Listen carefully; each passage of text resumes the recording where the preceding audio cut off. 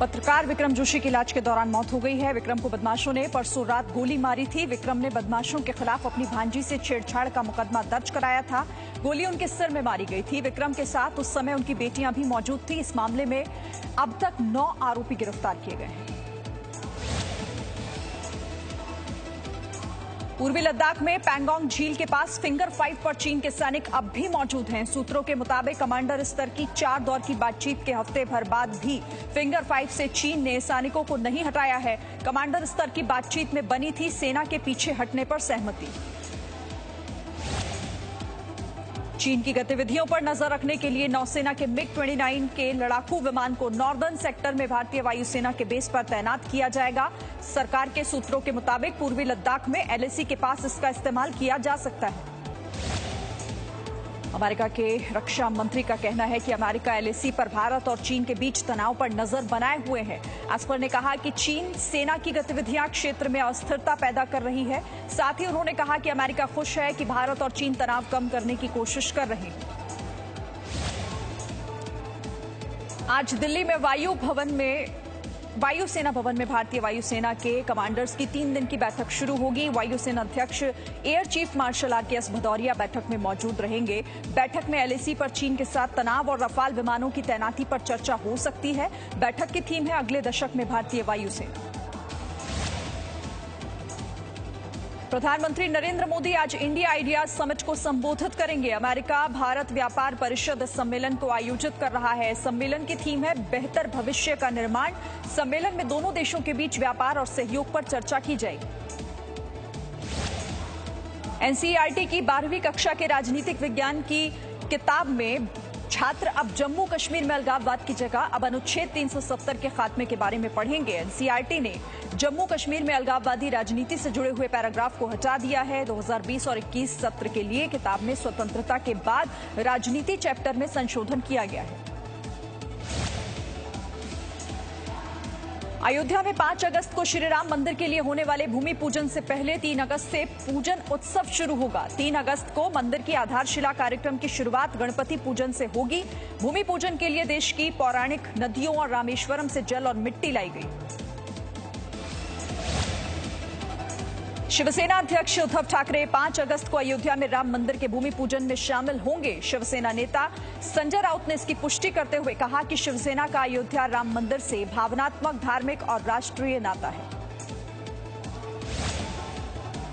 राज्यसभा के नवनिर्वाचित सदस्य आज शपथ लेंगे। कोरोना संक्रमण की वजह से ये कार्यक्रम राज्यसभा में न होकर सदन के चैम्बर में होगा। ये पहली बार होगा जब शपथ के दौरान सत्र नहीं चल रहा है। शपथ लेने वालों में बीजेपी नेता ज्योतिरादित्य सिंधिया, कांग्रेस नेता दिग्विजय सिंह, मल्लिकार्जुन खड़गे और NCP अध्यक्ष शरद पवार शामिल हैं। जम्मू कश्मीर में इस साल अमरनाथ यात्रा नहीं होगी। कोरोना वायरस के संक्रमण की वजह से अमरनाथ यात्रा को रद्द कर दिया गया है। यात्रा रद्द करने का फैसला उपराज्यपाल ने अमरनाथ श्राइन बोर्ड की बैठक में लिया। राजस्थान हाईकोर्ट ने कांग्रेस के बागी विधायकों की याचिका पर 24 जुलाई तक फैसला सुरक्षित रख लिया है। कोर्ट ने 24 जुलाई तक विधानसभा अध्यक्ष से मामले में किसी तरह की कार्रवाई नहीं करने को कहा। इसके बाद स्पीकर ने सदन की कार्यवाही 24 जुलाई की शाम तक स्थगित कर दी है। सचिन पायलट ने कांग्रेस विधायक गिरिराज सिंह मलिंगा को कानूनी नोटिस भेजा है।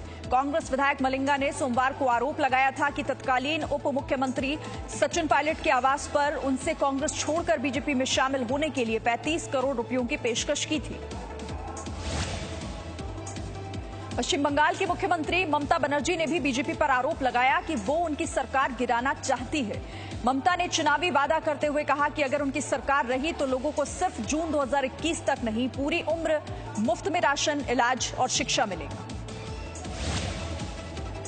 भारत में कोरोना वायरस से संक्रमित लोगों की संख्या अब 11,55,000 से भी ज्यादा हो गई है। 24 घंटे में कोरोना संक्रमण के 37,178 नए मामले सामने आए, जबकि 587 लोगों की मौत हो गई है। कोरोना संक्रमण से अब तक 28,084 लोगों की मौत हो चुकी है। दिल्ली में सीरो सर्वे के मुताबिक दिल्ली में 23% आबादी कोरोना से संक्रमित हो चुकी है। 27 जून से 10 जुलाई के बीच 21,387 लोगों को ब्लड सैंपल उनका लिया गया। जांच में पाया गया कि इनमें से 23% लोगों के शरीर में एंटीबॉडी मौजूद था। हालांकि ज्यादातर लोगों में कोई लक्षण नहीं थे। असम में बाढ़ की वजह से 87 लोगों की जान जा चुकी है। असम के 24 जिलों के 24 लाख से भी ज्यादा लोग प्रभावित हैं। 44,000 लोग रिलीफ कैंप में रह रहे हैं। काजीरंगा पार्क में बाढ़ में डूबकर 116 जानवरों की मौत हो चुकी है। संयुक्त राष्ट्र संघ ने भी असम में मदद की पेशकश की है।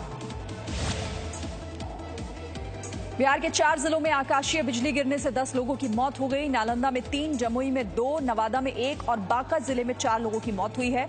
मुख्यमंत्री ने पीड़ित परिवारों को 4-4 लाख रुपए मुआवजे का ऐलान किया है। बिहार के दरभंगा जिले में कई गांव में बाढ़ का पानी घुस चुका है। गांव के लोग बाढ़ की वजह से सड़कों पर रहने को मजबूर हो गए हैं। सड़क टूटने से लोग पानी को पार कर जरूरी काम से बाहर जा रहे हैं। Presenting B News app, available on Google Play and App Store. Download it now.